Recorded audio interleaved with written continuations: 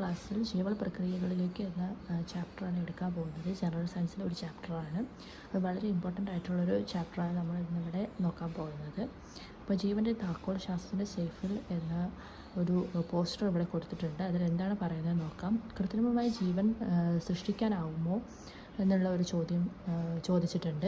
എത്രയോ കാലം മുമ്പ് ശാസ്ത്രം ഏറ്റെടുത്ത വെല്ലുവിളിയാണിത്. അതിനു വേണ്ടിയുള്ള ശ്രമങ്ങൾ തീവ്രമായത് 21-ാം നൂറ്റാണ്ടിൻ്റെ ആദ്യ ദശകം പിന്നിട്ടതിന് ശേഷമാണെന്ന് പറയുന്നുണ്ട്. നിരന്തര പരിശ്രമങ്ങൾക്കൊടുവിൽ ജനിതക എഞ്ചിനീയറിങ്ങിലൂടെ ആദ്യത്തെ കൃത്രിമ ബാക്ടീരിയ യാഥാർത്ഥ്യമായി.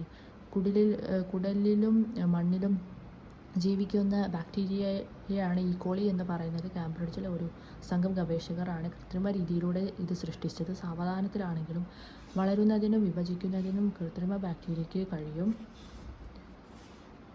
പിന്നെ അടുത്ത പേജ് നമ്മൾ നോക്കാം. അടുത്തായിട്ട് ചലനം, പ്രതികരണം, ശ്വസനം, വളർച്ച, പ്രത്യുൽപാദനം തുടങ്ങിയവയാണ് ലക്ഷ്യങ്ങൾ എന്ന് പറയുന്നത്. ജീവൻ്റെ ഘടനാപരവും ജീവധർമ്മപരവുമായ അടിസ്ഥാന ഘടകം എന്ന് പറയുന്നത് കോശമാണ്. അത് നമുക്ക് ഇമ്പോർട്ടൻ്റ് ആണ്. അതൊന്ന് മാർക്ക് ചെയ്ത് വെക്കാം.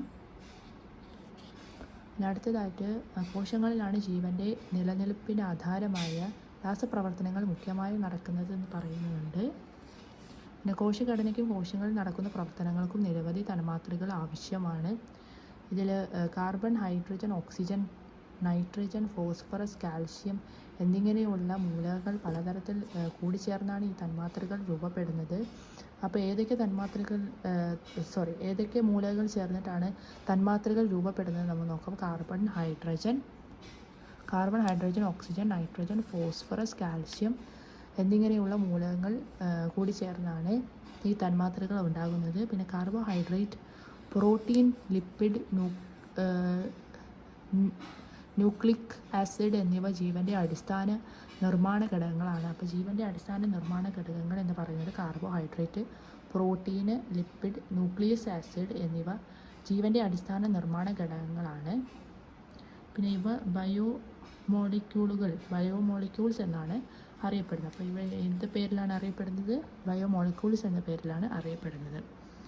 പിന്നെ ബയോമോളിക്യൂളുകൾ ഏതൊക്കെയാണെന്നാണ് പറയുന്നത്? കാർബോഹൈഡ്രേറ്റുകൾ, ലിപ്പിഡുകൾ, പ്രോട്ടീനുകൾ, ന്യൂക്ലിക് ആസിഡുകൾ തുടങ്ങിയവയാണ്. അപ്പോൾ കാർബോഹൈഡ്രേറ്റിൻ്റെ ഉദാഹരണമാണ് ഇവിടെ കൊടുത്തിട്ടുള്ളത്. Glucose, fructose, sucrose, starch, cellulose തുടങ്ങിയവയാണ്. പിന്നെ ലിപ്പിഡുകൾക്ക് ഉദാഹരണമാണ് കൊഴുപ്പുകൾ, എണ്ണകൾ, എൻസൈമുകൾ തുടങ്ങിയവയാണ്. പിന്നെ അടുത്ത പ്രോട്ടീനുകളാണ്. ഹോർമോണുകൾ, ആൻറ്റിബോഡികളാണ് ഇവയ്ക്ക് ഉദാഹരണം. ന്യൂക്ലിക് ആസിഡിന് ഉദാഹരണം DNA, RNA തുടങ്ങിയവയാണ്. ഇനി അടുത്തതായിട്ട് എന്താ പറയുന്നത് നോക്കാം. ബയോമോളിക്യൂളുകളും മറ്റനവധി രാസഘടകങ്ങളും ചേർന്ന്